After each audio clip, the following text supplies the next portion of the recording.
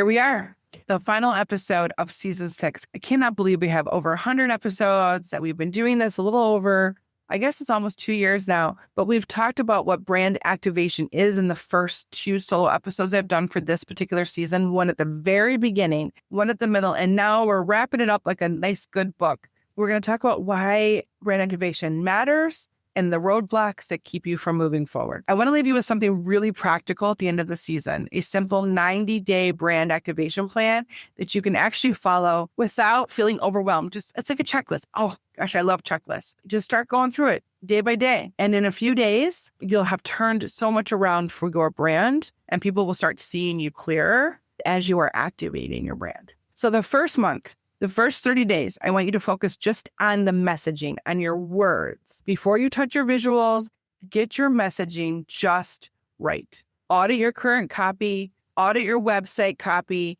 audit your bio, your social captions. Does it sound like you today? Is that how you actually talk? Are those the phrases you actually use? Or is it like an older version of you, a past version of you, or not even you at all? You've been so worried about the competitor and doing what they're doing. So once you've taken all the auditing, so write down all the places you show up and every day pick one. Now that your words are working for you, I want you to think about the visuals. I want you to update your brand kit, those colors, the fonts, the imagery.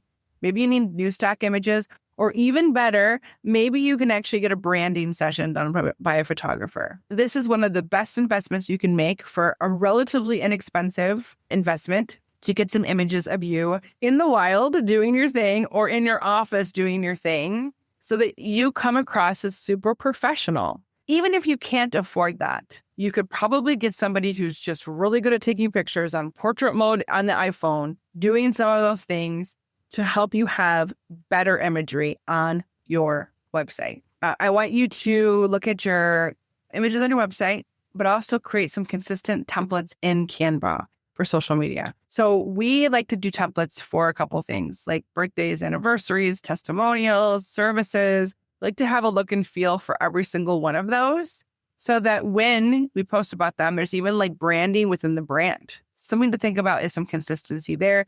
You can keep the same format or keep a similar format and change the background or add a different icon or things like that, but you can have a similar template for every type of post that you do on a regular basis so that it's easy for you. We are all about easy. Most people are not, unless you're in the branding and marketing world, they're not going to nitpick your imagery on, and oh, she wasn't creative enough today and didn't do an extraordinarily unique post from a visual perspective. So give yourself a little bit of slack here and create some templates to give you some freedom and liberation to be able to use that time to create better words, or more interesting content. Even these small upgrades, like replacing stock photography and brand photography, can make a huge impact visually when you're looking at a brand across channels. That last 30 days that I want you to focus on is all about integration. Apply your updated branding everywhere on your proposals, presentations, your email signature, business cards. Yes, they still matter. Maybe you're even doing a QR code on them, which is great, to a landing page on your website. But here is the best part. Here's the part that I like a lot. If you start showing up consistently and you use your new visuals and you share your refined message and you step into this next chapter for yourself with more confidence and more momentum, you will be magnetic for the perfect client to come and see and do business with you. Remember, this is not a one and done project. Use your new visuals, share your refined message, and step into this next chapter with confidence. Remember, this is not a one and done project. Your brand will keep evolving. And that is such a good thing because you're evolving. Activation is about getting it out there so you can connect, test, and refine in real time.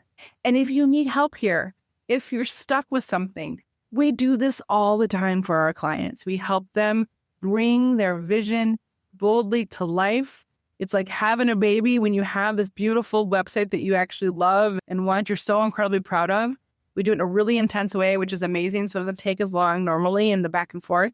We really try to honor the time of our clients so that they don't have to spend hours and weeks trying to get this stuff created. With that, I'm so grateful that you have joined us this season. the season 6, all about brand activation and really under our new name. Season 6, we went to Wickedly Branded. So thank you for supporting us as Wickedly Branded.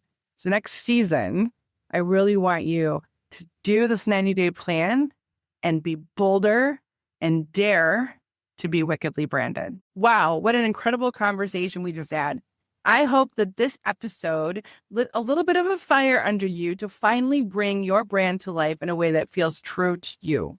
Remember, clarity is the spark, but activation is that fire and flame that keeps your message and your visuals and your strategy aligned, and the confidence that follows. So does that lovely thing called momentum that you've been waiting for. So if today's episode, if you loved it, make sure you are subscribed to the Wickedly Branded Marketing Podcast so you never miss an insight or a conversation.